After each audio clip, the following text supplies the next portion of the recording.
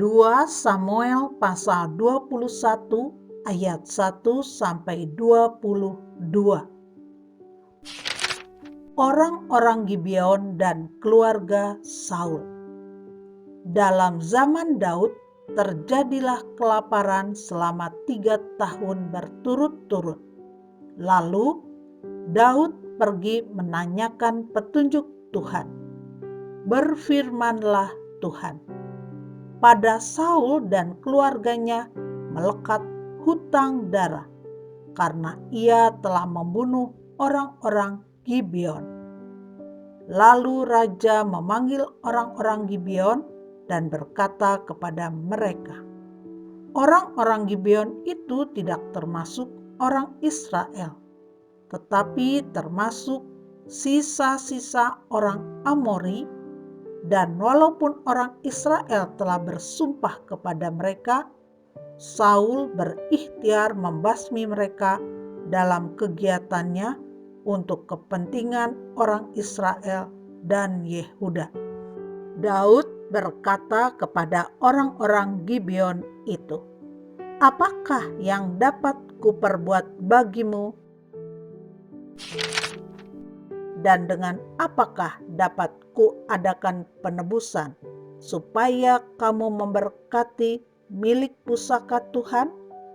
Lalu berkatalah orang-orang Gibeon itu kepadanya, bukanlah perkara emas dan perak urusan kami dengan Saul serta keluarganya.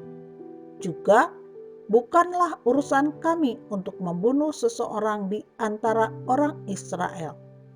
Tetapi kata Daud, apakah yang kamu kehendaki akan kuperbuat bagimu?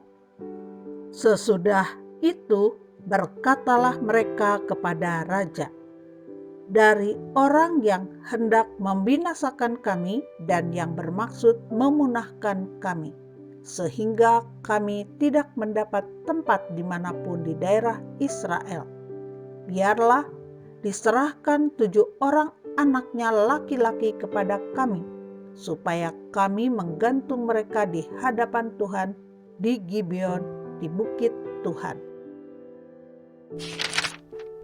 Lalu berkatalah raja, aku akan menyerahkan mereka.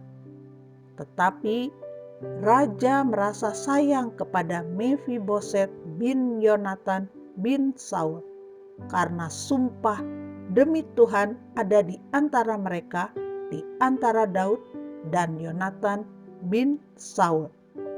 Lalu raja mengambil kedua anak laki-laki Rizpa binti Aya yang dilahirkannya bagi Saul, yakni Armoni dan Mefiboset, dan kelima anak laki-laki Merab binti Saul yang dilahirkannya bagi Adriel bin Barzilai orang Mehola itu. Kemudian diserahkannyalah mereka ke dalam tangan orang-orang Gibeon itu. Orang-orang ini menggantung mereka di atas bukit di hadapan Tuhan. Ke-7 orang itu tewas bersama-sama. Mereka telah dihukum mati pada awal musim menuai, pada permulaan musim menuai jelai. Lalu Rizpa binti Aya mengambil kain karung dan membentangkannya bagi dirinya di atas gunung batu, dari permulaan musim menuai sampai tercurah air dari langit ke atas mayat mereka. Ia tidak membiarkan burung-burung di udara mendatangi mayat mereka pada siang hari, ataupun binatang-binatang di hutan pada malam hari.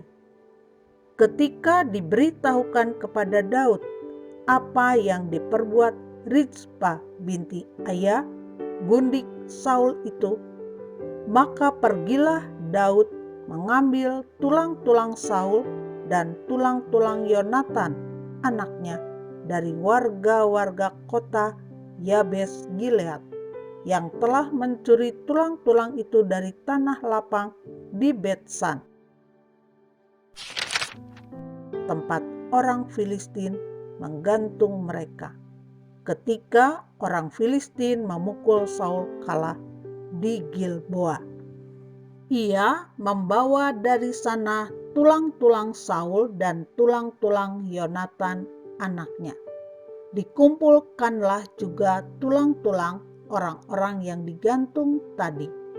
Lalu dikuburkan bersama-sama tulang-tulang Saul dan Yonatan anaknya di tanah Benyamin di Sela di dalam kubur Kis ayahnya. Orang melakukan segala sesuatu yang diperintahkan raja. Maka sesudah itu Allah mengabulkan doa untuk negeri itu.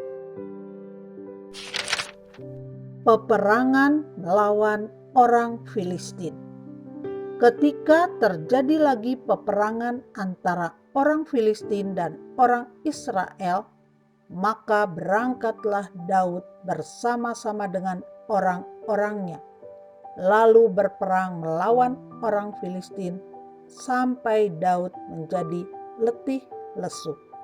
Yisbi Benob yang termasuk keturunan raksasa, berat tombaknya 300 hikal tembaga, dan ia menyandang pedang yang baru, menyangka dapat menewaskan Daud.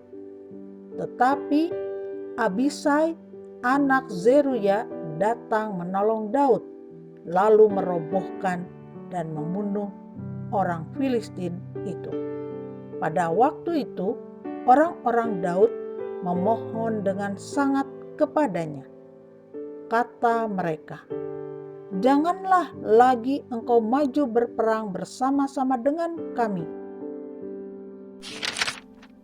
supaya keturunan Israel jangan punah bersama-sama engkau." Sesudah itu terjadi lagi pertempuran melawan orang Filistin di Gob.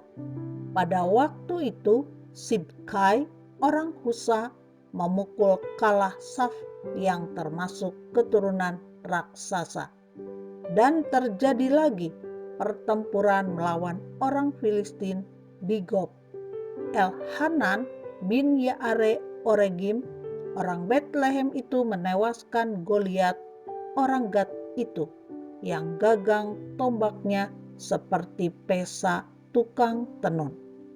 Lalu terjadi lagi pertempuran di Gad, dan di sana ada seorang yang tinggi perawakannya, yang tangannya dan kakinya masing-masing berjari 6, 24 seluruhnya.